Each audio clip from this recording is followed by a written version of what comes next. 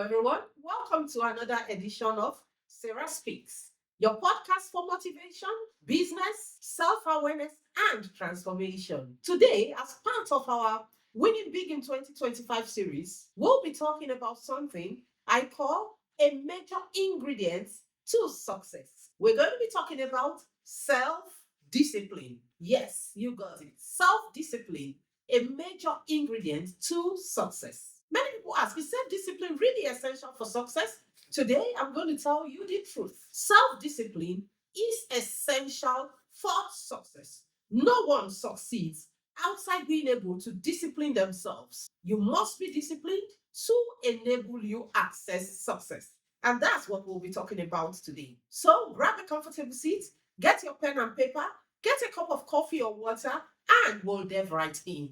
I'm going to start with a quote from the book of Proverbs, chapter 12, verse 1. And he says that whoever loves discipline loves knowledge, but whoever hates correction is stupid. What the Bible is trying to tell us is that for you to gain knowledge, for you to gain skills, acquire skills, you must be disciplined. Most of the time, the difference between the first class and the two students is not intelligence. A lot of the time, I'm not saying all of the time, but most of the time, it is about discipline and focus. First of all, I'll start with a definition of self discipline.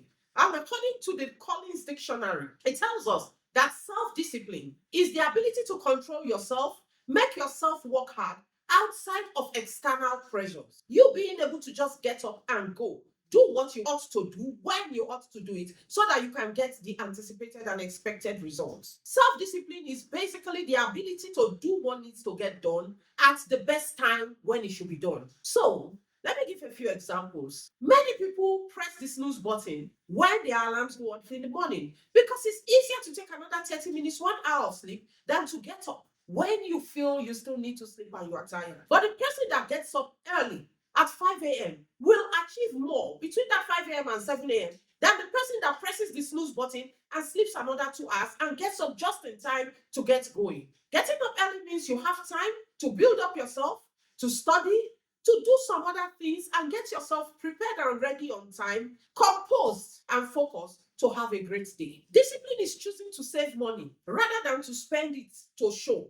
You understand what I'm talking about? It's easier to just go on a shopping spree, make yourself happy. But the person that will save that money, invest it, look at the long term impact that if I save this money now, in another 3 years, in another 4 years, where would I be? He looks at the long term vision and plan and denies themselves today is a disciplined person. So, yes, it's easier to say, let's spend the money now. Why are we keeping it for tomorrow? Nobody knows tomorrow, Jerry. Let's just enjoy ourselves. It takes discipline to save and invest for a greater tomorrow. Discipline is saying no to distractions and yes to destiny. When I talk about distractions, as a student, you want to go for parties, or you have a lecture tomorrow morning, or you have exams next week and you should be preparing, and you say, I beg, let me just go for the party. And then you make a lower grade. Those are the distractions that you need self-discipline to turn away from. Self-discipline is reading your books when you have the opportunity either to be partying or to be slaying or to be traveling around town, going from one event to the other. It takes discipline to know the appropriate time to stay calm and focus, and when you can do those things that you think are enjoyment. According to Jim Rohn, he tells us, he says, discipline is the bridge between goals and accomplishment. It's the bridge. You just need to be disciplined. Deny yourself so that you can enjoy the gains and dividends of that discipline tomorrow. Let's look at some global examples of people that have been able to discipline themselves and over time have reaped the benefits of discipline. One clear person that comes to mind is Barack Obama. Barack is the first black man to ascend to the position of the President of the United States of America. And he did it through dint of hard work, being able to discipline himself and focus on doing those things that he needed to do to set himself apart. He maintained a structured routine, even when he was in the White House. He had to do his exercises, his reading, and his reflections. He never lost track. And because he was self disciplined, he was able to maintain his calm and think things through. He was not impulsive. He was able to think through the decisions he would make as the President of the United States, think about the impact, and make the right decision. Another person we'll talk about is Serena Williams, one of the greatest athletes of all time. Do you know how much discipline it will take to be at the top of your game for 2 decades, 20 years. She kept going. The trainings, the early morning workouts, the focus, she was disciplined. You need to give that to her. She won not just because of talent, she won because she was disciplined. She put in the hard work. At times, that hard work is not easy at all, but she made the sacrifice because she was focused on achieving the goal. It takes discipline to focus on achieving the goal. Like Angela Duckworth, the author of Grit, once said, enthusiasm is common, endurance is rare. That is why many of us on the 1st of January, we have our New Year resolutions. We are so enthusiastic about it. If you ask 100 people, what is your New Year resolution? 90% of them had done it. They were happy. They were pushing. This 2025 is going to be different. I'm going to do things differently. I have my New Year resolution and I'm going into 2025 with it. By the end of January, many people have fallen off. At the end of February, many more. By June, only a fraction of people can still remember what their New Year resolution was, because endurance is rare. Let's bring this home. Nigerians we can identify with that have made it big by dint of hard work, by dint of self-discipline. Because, like you know, Nigeria know they carry last. We are a dynamic people. And the first person that comes to mind is Ngozi Okonjo-Iweala. To become the Director General of the World Trade Organization took her being disciplined, not just from her university days. She was in government. She was one of the strongest ministers of finance and most powerful that we have had in Nigerian history. And we know how things happen in Nigeria and what people do. But this woman, because of her self-discipline, she maintained her integrity. She maintained her value. She was able to look her colleagues in the face and still do the right thing, regardless of the pressures that were on her. That was why when she left her role as the coordinating minister of the Nigerian economy and Minister of Finance for Nigeria, she was able to still go back to the World Bank and still achieve greater heights in her career because she maintained her discipline. She maintained her values. She stood for what was right and she did it. And she did the right thing. That is why she's where she is today. Many people would have fallen by the wayside. We have a lot of examples of people that have come into such glorious positions from global multinational organizations with great values, and they fell by the wayside. But because of her self-discipline, she maintained her dignity, and we celebrate her. I celebrate Ngozi Okonjo-Iweala every day. I celebrate her. She is a great daughter of Nigeria. From a village girl in Delta State to the strongest Black woman in the world today, advising presidents, advising ambassadors, Director General of the World Trade Organization. It takes discipline to achieve that. Another person we'll talk about is the Grammy Award-winning musician, Burna Boy. He stayed locked in his studio for years, refining his art, refining his music, because he knew that if he was able to build the skills required, acquire the knowledge required, when he then launches himself, he won't go far. And today, like they say, the world is his oyster. He is a Grammy Award-winning musician, and he's doing great for himself because he put in the hard work that was required to excel. Let's talk about the 34-year-old Iyeoluwa Aboyeji, the co-founder of Andela, Flutterwave, and Tech for Africa. And through discipline, this 34-year-old man has been able, at the last valuation, he was worth over $10 million. It takes discipline. We don't see him in parties throwing money around. We don't see him all over the place. He is disciplined. Do you know what it is for a 34 to have achieved all this? Through dint of hard work. He did not decide to follow the general narrative, Yahoo boy, 419, fraud. No. He focused. He looked for gaps that he could fill. He was innovative. He disciplined himself to learn his art. And today he's at the top of his game in Africa. Well done, Iyeoluwa. You have made us all proud. Now, let's talk about delayed gratification. There's this saying that don't give up your utmost desire, what you want most, for what you can get now. And that is the philosophy behind delayed gratification. It's easier to get something immediately, but when you delay it and you invest it, you plant it and you allow it to grow, what you get back is much bigger than what you would have eaten today. There's a science to it. There's the famous marshmallow test where children were given a marshmallow each and told you can eat it now. But if you wait another 2 hours, you'll get a second marshmallow. All the children that waited 2 hours, over the years, the scientists followed up on them and they discovered that these people were able to do better in their education, in their lives, in their academics, because even from childhood, they had been able to have that power of restraint to say, I can do it. I can wait 2 hours. It's not the end of the world. I would rather multiply my earnings than eat it now. And that is what we all need to learn as adults, whether in business, whether in career, whether in leadership. The ability to be able to delay gratification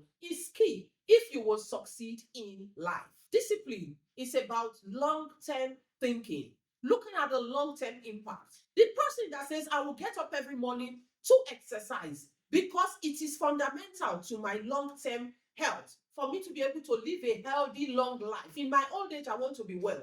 And the one that says, I will want to go to the beer parlor every evening and drink because I want to enjoy myself. Yes, the one going to the beer parlor every evening will be enjoying himself every day. But when the old age, most probably the other one could die early or have some complications in old age. But more often than not, I'm not saying all of the time, more often than not, the man who disciplines himself and tries to live a healthy lifestyle will have a better quality of life in old age. You just weigh the odds and say, on which side of the scale do the odds favor?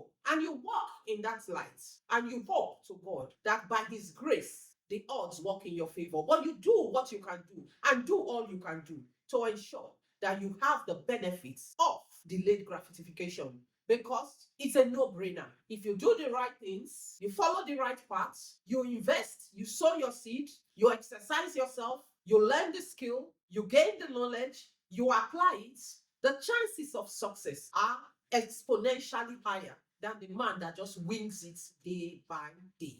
And I'm going to give you 3 steps to start building and cultivating the muscle of self-discipline because self-discipline is a muscle. And like your physical muscle, you can build it over time.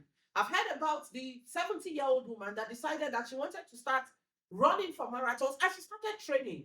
And by the time she was, I think, 80 something or 90, she was the oldest person to have run in a marathon. So, yes, you can discipline your body in old age. The same way you can learn self discipline at any point in time where you find yourself today listening to this message. Are you 10, 20, 30, 40, 50, 60, 70?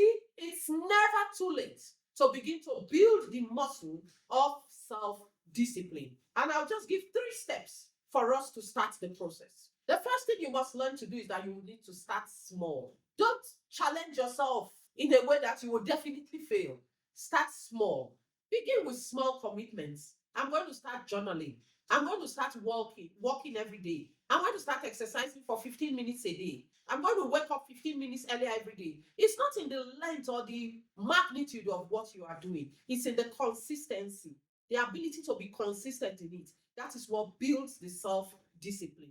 Number 2, have a clear why, the purpose for which you are doing it. Because a lot of the time, it's that purpose that will keep you motivated to keep going. I want to do this. I want to exercise for 15 minutes every day because I want to lose weight over time or I want to become healthier. Whatever the reason is, let it be clear so that when you start, it keeps you motivated to keep going. I want to start journaling because I want to be able to write a book within the next 2 years. And keeping that at the forefront of your mind enables you to continue journaling so that you will be able to build the skills to be able to write the book that you want to write. So start small and keep going. Have a clear why and then celebrate your successes around the way. Don't say, hey, I wanted to lose 50 kilos. I've only lost 15. Is this thing working? 15 is a long way. Celebrate it. Every kilo that you shed matters. Every milestone that you achieve is a celebration because it shows that you are walking the path that you carved out for yourself to achieve your goal. Celebrate the success around the way. Celebrate your successes along the way because in celebrating those successes, you motivate yourself to keep going. And like you know, I love Jim Rohn, and I will end again with a quote from him. He says we will suffer the pain of either of two things, the pain of discipline or the pain of regret. Which would you choose? Would you rather choose the pain of regret? Many people live in regret. Say, I wish I had done this in my younger years. I wish I had made this decision. I wish I had done this. But when you live the life of discipline, regrets, not always left behind, but most of the time, regret is left behind. So, back to our initial question. Is self discipline necessary for success? It is. Nobody succeeds without being able to discipline themselves one way or the other to achieve their goal. Many people are disciplined in something. It doesn't mean they have discipline in every area of their life. But in terms of the area that matters to them, they've been able to discipline themselves in those areas and they are able to achieve the results of discipline in those areas of their lives. So you see someone that is phenomenally good, doing outstandingly well in their academics, but they've not been able to discipline themselves in their eating habits and they are living their 500-pound life. So being able to discipline yourself all around gives you a healthier, more rounded success stories in the different areas of your life rather than in just one area. So what I recommend is that as much as possible, try to discipline yourself in your life and see the dividends in every area of your life. In your health, you are succeeding. As a parent, you are succeeding. In your academics, you are succeeding. In your business, you are succeeding. In your career, you are succeeding. It's better to celebrate you all around than in just a minute part of your life. And self-discipline enables us to achieve more in many areas of our lives as we discipline ourselves in different areas of our lives. So, what is it, that thing that you've always wanted to discipline yourself in? Can you identify it today? Can you write it down? And can you begin from today to make small steps to achieve it? Share it with me so that we can have an accountability partner and we can together begin to walk the path of self-discipline so that we all can win big together in 2025. It takes self-discipline, it takes focus, it takes motivation, but success is indeed sure when you build your muscles to do the right thing at the right time. If this episode resonated with you, please like it, share your self-discipline journey with us, and also share this video with someone in your contacts, someone in your circle that you know needs to hear this because they need to discipline themselves in one area or the other of their lives to be able to achieve their goals. Thank you very much, and until our next episode, keep leading, keep prospering, keep soaring, and yes, keep focusing on your self discipline. Kudos.